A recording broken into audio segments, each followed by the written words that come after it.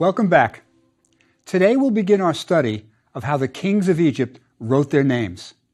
But first, we should check our homework. Our first sentence was, "Evil is on every road." This was a lamentation, a kind of literary genre popular after the decline of centralized government in Egypt during the Second Intermediate Period. Everyone was complaining about everything. We can use our adjective Jew, which means evil, as a predicate adjective and put it up front as the verb. That's evil is. The word for upon is our face ideogram, which was pronounced her. Now we need road, what, because every is an adjective and comes after the noun. All we have to do now is add the every, which has to agree with the noun. What ends in a T, which means it's feminine. So we add a T to neb, which is every, and we have it. And that's it. Evil is on every road. It would have been vocalized as Jew, her, what, nebet. Good.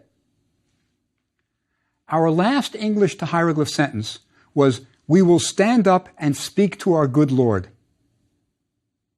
Start with the verb for stand up, eheh. It's we stand up. So we add our suffix pronoun en for we and speak to our good Lord. There was no real and in ancient Egyptian, so we just go directly to our next verb, speak, which is dejed. Next, I would repeat the we suffix pronoun. It would read as, we will stand up and we will speak. The future is understood here. We don't have to do anything special. Next, we need the to, which is the N water sign because it's to a person. Next, we need to start with Lord, which is the neb basket, either with the man determinative or without. Let's do it without, so we see things both ways. It's our good Lord, so we need the suffix pronoun for our again. That's our Lord. Now we just need the good, which is nefer.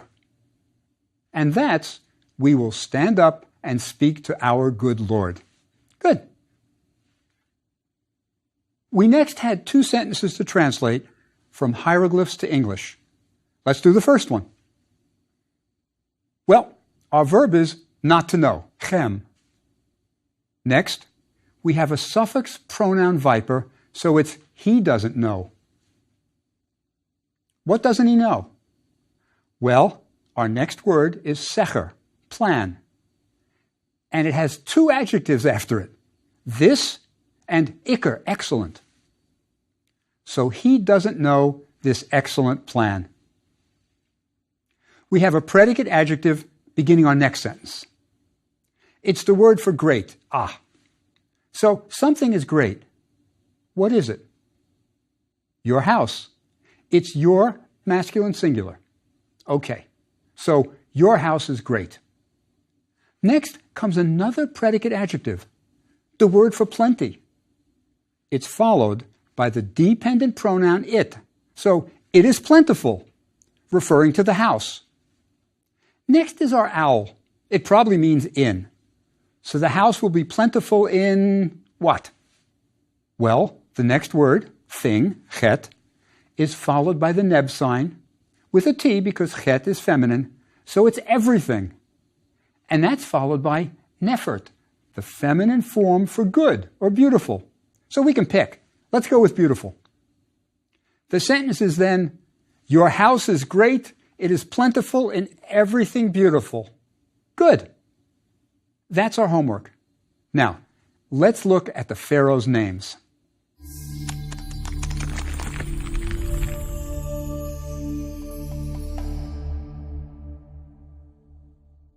At the very beginning of kingship, pharaohs had only one name, the Horus name.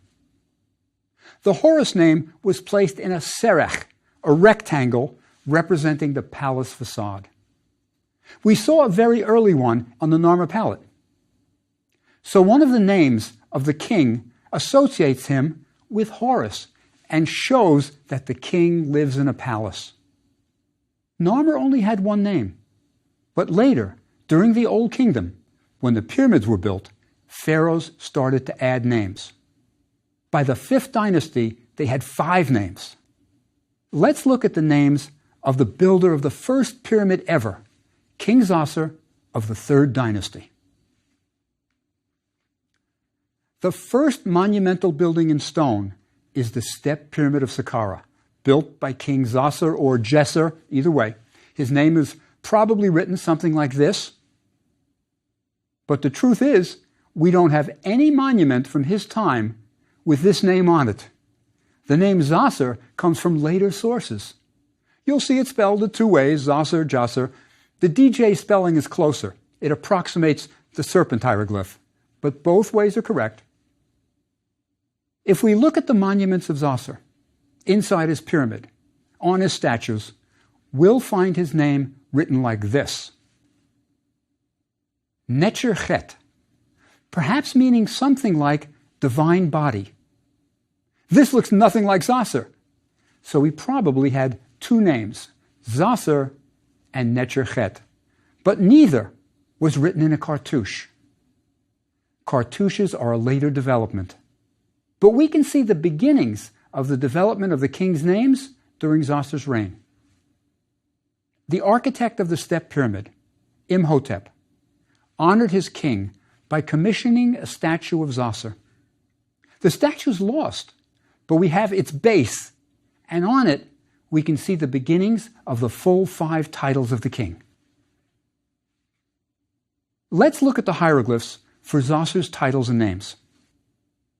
The actual inscription reads from right to left, but I've flipped it from left to right just for consistency. The first 4 hieroglyphs, the sedge plant, the bee, and the 2 loaves underneath it, comprise the first title. The sedge plant is the emblem of Upper Egypt, and the bee of Lower Egypt. So it proclaims Zoser king of Upper and Lower Egypt. The whole ensemble was pronounced something like Nesut Biti. Next, we have the vulture and the cobra on Neb signs. They were protective deities of the king and comprise another title.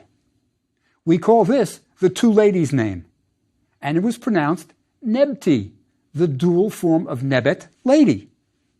The vulture was the goddess Nechbet, and she had a protective function, almost mothering. The cobra was Ujat, and she too was a powerful protectress. Now we come to Zoser's name, Necher Chet, but the inscription doesn't end there. There's one more additional sign. This is the word for gold, pronounced Nub. It's a collar or pectoral with the ties hanging down, so the king is golden.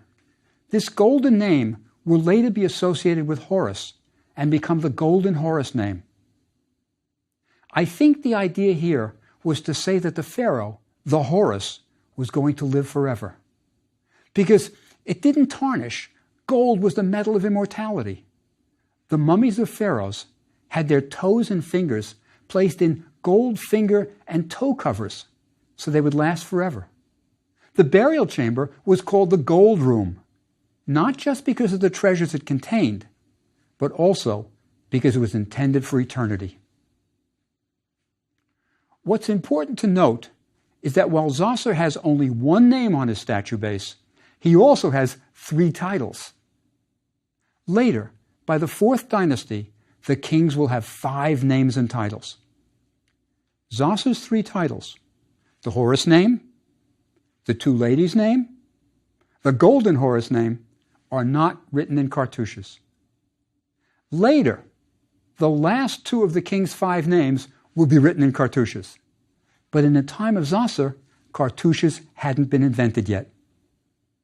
The word cartouche, remember, is French and means cartridge, like a cartridge shell. Napoleon's soldiers saw upright cartouches carved on temple walls and thought they looked like cartouches, bullet casings. So, only 2 of the king's names were written in cartouches. The 3 that we've already seen are not. The most important 2 I've left for last, and they are the ones written in cartouches. The prenomen, the first in a cartouche. It's preceded by the sedge plant and the bee. We saw this with Zoser. Now, for the last name, what we call the nomen, this is the 5th name, the one we haven't seen yet. It's preceded by the hieroglyphs Sa-Re, son of Re. The name that follows this epithet is probably the name of the king that he had before he became king. It's what his mama called him. So these are the 5 names of the pharaoh. But it took a while for the kings to develop the complete titulary. The development from Narmer's 1 name in a serech to Zoser's 3 titles to 5 full names would take centuries. But let me show you an intermediate step. What might be the first officially carved cartouche in history. It was done for a very great pharaoh, my favorite, Sneferu. Sneferu is the pharaoh who really showed Egypt how to build pyramids. He comes soon after Zoser, during the 4th dynasty. At Meidum, he built a pyramid with the first interior burial chamber. Zoser was buried beneath his pyramid. And he also attempted to make it a true pyramid with straight rather than step sides. But the pyramid had structural problems and was abandoned before it was used. How do I know it was abandoned before it was used? Because behind the pyramid are 2 giant stelae that should have inscriptions proclaiming that this is Sneferu's pyramid. But they're blank, never inscribed. So Sneferu built this innovative pyramid that he couldn't use. But he didn't give up. That's what I like about him. He built another pyramid about 15 miles away at Dashur. More than 4,000 years later, in the 1880s, excavators found a stela there, and this time with the names of Sneferu carved on it. The stela now stands in the courtyard in front of the Egyptian Museum in Cairo. Most people walk by it, but it's a wonderful piece of history if you can read hieroglyphs.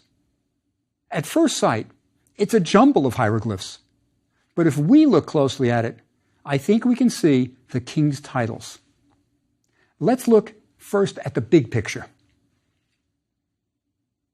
Look at the top of the large rectangle carved on the stela. What's on top? Yes, Horus. And on the bottom? It's the serech, the palace facade. So this is an indication of a Horus name. But what is Sneferu's Horus name?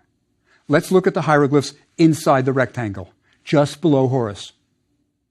What's the first hieroglyph? Yes, Neb or Lord. Now, what's the word beneath it? Well, the sickle is Ma'ah. We have the phonetic complement, statue base M, and we have a T. So it's Ma'at, truth. One of Sneferu's names is Lord of Truth. Ma'at also meant divine order. So Sneferu could be Lord of Divine Order just as easily. Good. Next we get a title we've seen before, the sedge and the bee, Nesut Biti, king of Upper and Lower Egypt. So that's one of Sneferu's titles. But we don't get a name, just a title. Beneath it is another title, the 2 ladies' name, Nebti, the cobra and the vulture. Now comes the ambiguous part. Beneath the 2 ladies' name is Lord of Divine Order again. Sometimes 2 of the king's 5 names were the same, and that seems to be happening here. But which name is the second Lord of Divine Order? Is it the 2 ladies' name? But look beneath the mot, and you will see a Horus on the gold hieroglyph, the golden Horus name sign. Perhaps the second Lord of Divine Order is the golden Horus name. We just don't know for sure. Sneferu's stela has the first official carved cartouche. As you can see, it reads from right to left, like the rest of the stela. Sound it out, and you get Sneferu. The folded cloth S comes first, then a Nefer sign with the viper F and the mouth R, phonetic complements, and last, the quail chick, Sneferu. It's nice to be able to see the development of the king's titles on the Sneferu stela. We have 4 of the 5 titles. The Horus name, the king of Upper and Lower Egypt name, the 2 ladies' name, and the golden Horus name. All that's lacking is the son of Re name, and we'll get to that today. But there's one neat aspect of the stela I should point out. Look at Sneferu sitting on his throne. There's a mini story here. Look at what he's wearing. First, there's the double crown, and the tall crown of Upper Egypt, and the red crown of Lower Egypt. He is clearly king of Upper and Lower Egypt. But he's also wearing a special ceremonial cloak that was worn only for the Heb-Sed festival, the ritual of celebrating the king's 30th year of rule. Sneferu is well established. Most portraits of kings are stylized, but I'm convinced this is a true portrait. Look at that receding chin. He looks like a nerd. This must be a portrait. Let's look at the cartouches for some of his successors, other pyramid builders of the Old Kingdom. Sneferu's son, Khufu, succeeded him and famously built the Great Pyramid of Giza. He's the one who's usually credited as the great builder, but I think Sneferu really deserves the credit. Think about it. He built the first pyramid with an interior burial chamber. He built the first true non-step pyramid. He built the 3 largest buildings on the planet at the time. He was amazing. A while back, I did a 48-lecture Great Courses series on the history of ancient Egypt. I devoted an entire lecture to ranting and raving about why Sneferu was the greatest, so don't get me started. For now, let's look at his son Khufu's cartouche. It's pretty much what you'd expect, a clear transliteration of how we pronounce his name today. Khu-u-fu. What's important to note is that these 2 pyramid builders, Sneferu and Khufu, are the first to put their names in cartouches. But these 2 names do not yet contain the names of gods. That will change with Khufu's successor, his son Jedefra. Jedefra chose to leave the Giza Plateau and build his pyramid about 5 miles away at Abu Roash. Let's look at his name. We have the Djed pillar. We've seen this before. And what's important is that right up front, we have the name of a god, Re. The name may have been something like, he is stable like Re. We will see Re in the name of his successor also, Ka-F-Re. The Greeks pronounced his name Kephren, but we can see from the hieroglyphs that Ka-F-Re is closer to the original. It may mean something like, he appears like Re. The solar disk Re comes first because of its honorific import. The god's name is written first, regardless of how the name was said. This addition of Re to the name may be significant. It probably indicates an increased importance of the god Re and the cult of the sun. When Jedefre died, he was succeeded by his nephew, Menkaure, who decided to return to Giza and build his pyramid alongside his father's and grandfather's. Again, a Re name. This is clearly a religious trend, indicating the increasing importance of the sun god. The pharaohs of the 4th dynasty were the last to build huge pyramids. The kings of the 5th and 6th dynasties built smaller pyramids, but they continued to include the sun god in their names. This is going to be the end of pyramid building in the Old Kingdom. let's look at a few names for practice. The last king of the 5th dynasty is one of the few who did not include Re in his name. Who is he? Yes, it's Unas. Unas started a tradition that was continued into the 6th dynasty. He covered the walls of his pyramid with magical spells to help him resurrect in the next world. Today, we call these the pyramid texts. They're beautifully carved hieroglyphs and are the first large body of writing in the world. We'll be translating them a bit later. For practice, let's look at a couple of 6th dynasty kings. Who's this? The plow hieroglyph that comes right after the sun is the MR biliteral and means beloved. Don't forget, honorific placement. Yes, it's Mary Re, beloved of Re. This king has 2 names in cartouches, and the other looks like this. Pronounced? Yes, Pepi. He was Pepi the First. There's another king with the name Pepi, Pepi II, and the Pepi name is spelled exactly the same. The way we tell them apart is by the second cartouche. Pepi II's name looks like this. Remember the honorific placement for the god? How is it pronounced, and what does it mean? Nefer Ka Re is how it sounded. It means the beautiful Ka of Re. The Ka was the soul of a person, a kind of spiritual double that you needed for the next world. So Nefer Ka Re is praising the soul of Re. Pepi II was the longest reigning monarch in the history of the world. He ascended the throne when he was a child and ruled for about 94 years, a reign that concludes the Old Kingdom.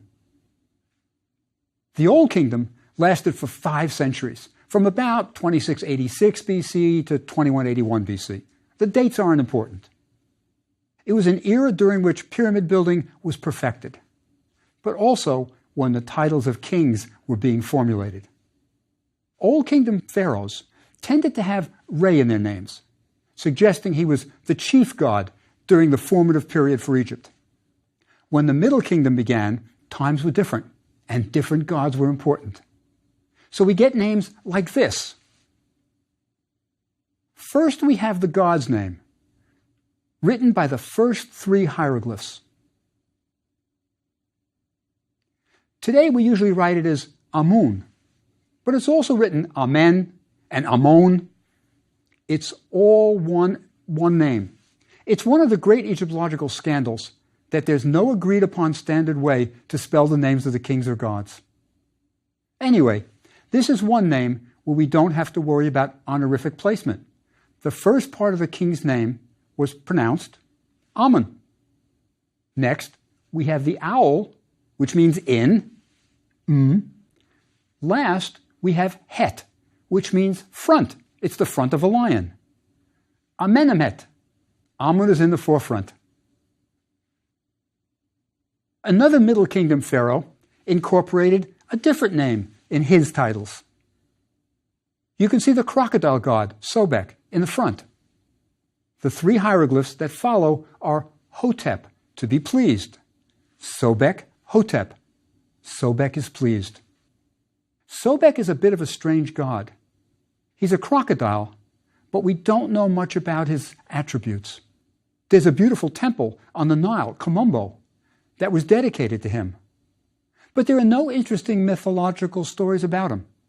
I think that because the crocodile was the fiercest creature in the Nile, that Egyptians just felt they had to worship him. Many pharaohs combined a god's name with Hotep in their names. One of the most popular names was Amenhotep. Amun is pleased. I've seen lots of names from the Old Kingdom and Middle Kingdoms and shown them to you. Now it's time for the big show. Let's jump to the New Kingdom and look at the full 5 titles of one of the great pharaohs of all time, the great warrior king Thutmose III. Let's take it slowly. First we have a Horus, followed by a bull, and then an arm holding a stick, which means strong. This is followed by a city name we've seen before. Cha'em Wasit, shining in Thebes. So the name is something like Horus, strong bull, rising in Thebes. That's obviously his Horus name. Next, we see the two ladies, which begin the next name. After the vulture and cobra is a hieroglyph that's a twisted fiber. We haven't seen that before. It's an SK biliteral. It's part of the word that means endure. And here it's abbreviated, just as the twisted fiber hieroglyph. So it means endure. Now, when the word endure was written out, it looked like this. And for some unknown reason, it was pronounced something like just wa. Next come two hieroglyphs. Nesut, which means king, but there are also two reed leaves, which makes it the adjectival form, kingly. This is followed by the solar disk Re, and the Mi biliteral hieroglyph, that means like or as, it's like Re. But with the Re coming first for honorific import, the god's name comes first. At the end, we have in the sky, enduring of kingship like Re in heaven. Next, the golden Horus name. Note that it's preceded by a scepter, another word for power. The two lions are pronounced pehwi. It's the dual. It means strength. The hand holding the wand was pronounced jesser and means holy. The hieroglyph after it, we've seen before. It's the hill with the sun rising behind and was pronounced cha and means rising or shining. There are three plural strokes after it, so it's a noun. Perhaps risings or appearances? It's not clear. The great translator, Sir Alan Gardner, suggested something like powerful, holy of diadems, something like that. It's a difficult one. Now come the two main names, those in the cartouches. One is preceded by the sedge and the bee, the pre-nomen, king of Upper and Lower Egypt, Men Cheper Re. Now let's look at those three hieroglyphs in the cartouche. The easiest one is Re. Here, our solar disk ideogram stands for the sun god. It comes first in the cartouche, even though it wasn't pronounced first because of honorific position. He's the god, he comes first. The middle hieroglyph is the game board hieroglyph, a biliteral pronounced men. It means monument or shape or form. So we have the men and the Re of Men Keper Re. The last hieroglyph, the scarab, is the Cheper. It means exist, to exist. So Tutmosis III's name means something like the form of Re exists. Tutmosis III's last name is the second one that's in a cartouche, the one preceded by Sa-Re, son of Re. Inside the cartouche, we have the ibis, which in ancient Egypt was pronounced Jehuti, but the Greeks called him Toph, and it's stuck in classical antiquity. So that's what we use today. After the ibis, we have the biliteral MS, which means born or birth. So we have Toph is born. But remember, his mother called him Jehutimos. Notice, of the 5 names of Tutmosis III, only one contains the Toph by which we know him. The way we can tell Tutmosis III from Tutmosis II or 1 or 4 is by the 4 other names which are different from other kings named Tutmosis. We've done quite a bit with the names of the pharaohs, but I don't want you to go away without some homework. Here are 3 new vocabulary words for today. They'll be needed for homework sentences. Here's one. The second hieroglyph, which is new to us, is a pestle used for grinding. It's a biliteral in the if family, like D, to give, and me, like or as. Well, the pestle is for the sound T. Add it to your biliteral chart with the other biliterals, right next to the I biliterals. So the word was pronounced iti. The determinative shows a person of authority, complete with a staff, a mace, and a crown of some sort. The word means monarch or sovereign. You'll see it in the homework assignment. One more vocabulary word. It was pronounced we, the quail chick. Gives us the W, and the two strokes are the Y. Now, so you can remember it, I call it the wowie bird. That's because it's an exclamation for how. Like, how beautiful is your house? Or how bad this is. So just remember the wowie bird when you see it. Next, how would you pronounce this?